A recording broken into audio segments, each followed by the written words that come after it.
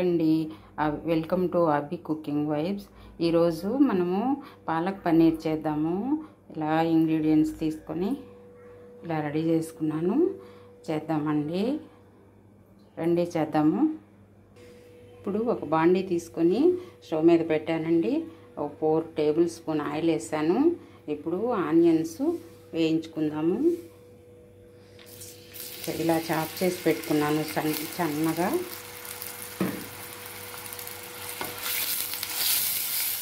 ఉండాలండి. పాలక్ పన్నీర్లో ఆనియన్స్ సన్నగా ఉంటే బాగుంటుంది. ఇలా మీడియం ఫ్లేమ్లో ఆనియన్స్ వేయించుకున్నాము. ఇలా పక్కన స్టవ్ మీద హాట్ వాటర్ పెట్టుకున్నాము. తర్వాత ఇవి పాలకూర వేయాలండి. వేసిన తర్వాత కొంచెం 1 మినిట్ అలా ఉంచి మిక్సీ పట్టుకుందాము. ఇలా వేసేద్దాము హాట్ వాటర్లో. ఇట్లాగా కొంచెం ముంచేసి 1 మినిట్ ఉంచుదాము. కొంచెం హీట్ ఆకు కొంచెం అట్లా మెత్తపడితే చాలండి. మళ్ళీ కలర్ చేంజ్ అయిపోతుంది. ఇట్లాగా 1 మినిట్ ఉంచుదాము. ఇప్పుడు ఆనియన్స్ వేయించుకుందామండి. ఇలా దీంట్లో కొత్తిమీర తరిగేస్తే బాగుంటుంది, కానీ నేను కరివేపాకు వేసాను. కొత్తిమీర అవైలబుల్ లేదండి, అందుకని కరివేపాకు వేసాను. పర్లేదు, బాగుంటుంది కరివేపాకైనా.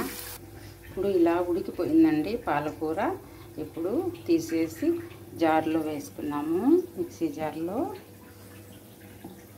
ఇట్లా వేసుకొని మిక్సీ పట్టుకున్నాము. ఇప్పుడు మిక్సీ జార్లో వేసాం కదా పాలకూర.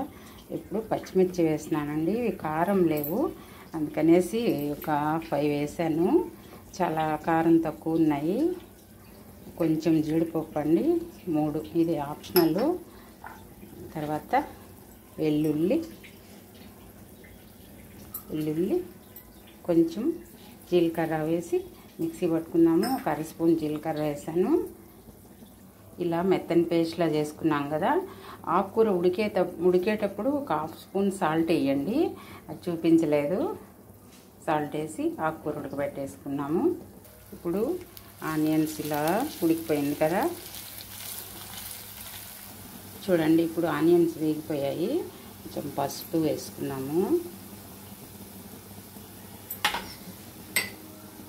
కొంచెం ధనియాల పౌడరు, కొంచెం గరం మసాలా వేసుకున్నామండి. నేనైతే ఆచి వేసాను. ఏదైనా వేసుకోవచ్చు, ప్రియా, MTR ఏదైనా వేసుకోవచ్చండి. మన హోమ్ మేడ్ మసాలా దీంట్లో అంతగా బాగుండదు.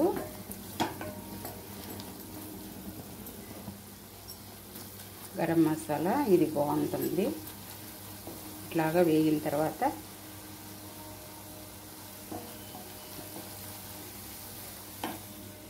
పనీర్ నేను తయారు చేశానండి. బాల్ ఎర్రగా కాగిపోయాయి, అందువల్ల బ్రౌన్ కలర్లో కనిపిస్తుంది. ఈ స్టేజ్లో మనము ఇది వేసుకున్నాము, పన్నీర్ పాలక్. ఇప్పుడు కొంచెం వాటర్ కూడా వేసుకోవచ్చండి. ఇలా కొంచెం వేసుకోవచ్చు. బాగా లూజ్గా ఉండాలి, ఉడకాలి కదా, అందుకనేసి 1 గ్లాస్ వరకు పోసాను. ఇలాగా ఉడకనిద్దాము. ఇప్పుడు సాల్ట్ వేస్తున్నాను. ఆకుకూరల్లో సాల్ట్ ఎక్కువ పట్టదండి. ఒక 1/2 స్పూన్ పైన 1/4 స్పూన్ వేసాను. చూసుకొని మన టేస్ట్కి తగినట్టు మళ్ళీ వేసుకోవచ్చు, ఇబ్బంది ఏం లేదు. ఇంట్లో ఉండేవే అండి, స్పెషల్గా ఏమి దీనికోసం మనము తీసుకురావాలి లేదు. ఇలా ఒక 5 మినిట్స్ బాగా ఉడికిపోయిందండి. 10 మినిట్స్ దాకా ఉడికింది.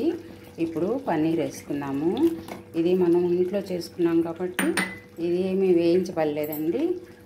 మనం హోమ్ మేడ్ కాబట్టి ఇలా డైరెక్ట్ చేసేసుకోవచ్చు. ఇప్పుడు మన మీగడ ఉంటుంది కదండి, ఇట్లా క్రీమ్ లాగా చేసుకుందాము విస్కర్తో బాగా. ఇట్లా ఇది వేస్తే చాలా టేస్ట్ వస్తుందండి. అందుకని కసూరి మీద కూడా వేస్తారు, అది నేను వేయలేదు ఈరోజు. ఇలా క్రీమ్ తయారు చేసుకున్నాం కదా మన ఇంట్లోది మీగడ ఇప్పుడు పోసేద్దాము.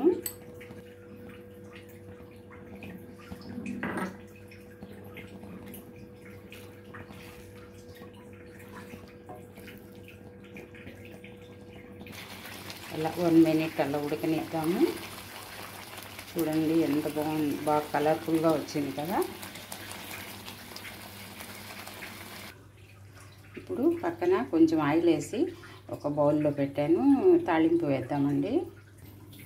కొంచెం ఆవాలు, కొంచెం జీలకర్ర, చిటపట అంటున్నాయి కదా. ఇప్పుడు ఎండుమిర్చి వేసేద్దాము. కరివేపాకు